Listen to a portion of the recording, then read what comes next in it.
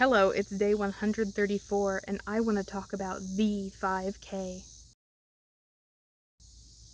I signed up for a 5K today, you guys. In a little under a month and a half, I will be running the Harvest Festival 5K with my boss. My boss signed up too. She's planning on walking it, and she's already told me that she's not going to be offended if I just take off and totally lap her.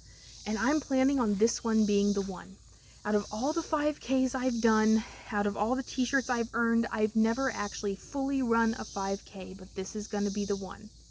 I ran this 5K pre-pandemic, back when I used to live in the town where it took place in, but I haven't actually taken part in this particular 5K since about 2019.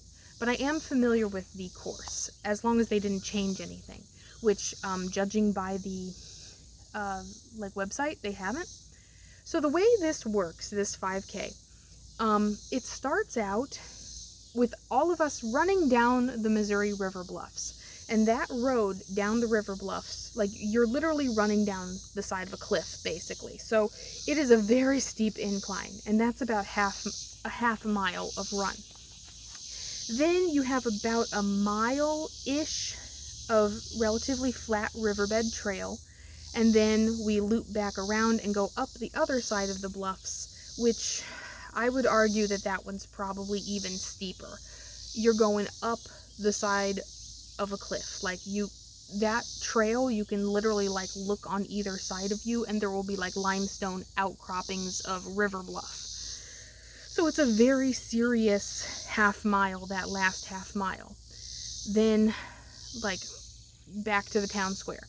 So the last time I ran this 5K, I was able to go down the river bluffs just fine.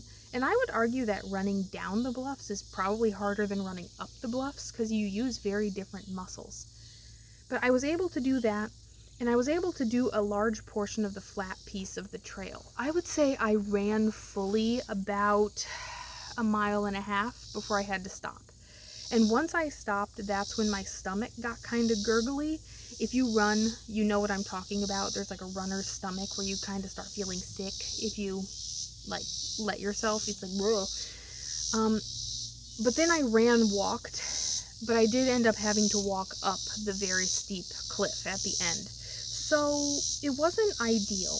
I did train for about a month before that 5K.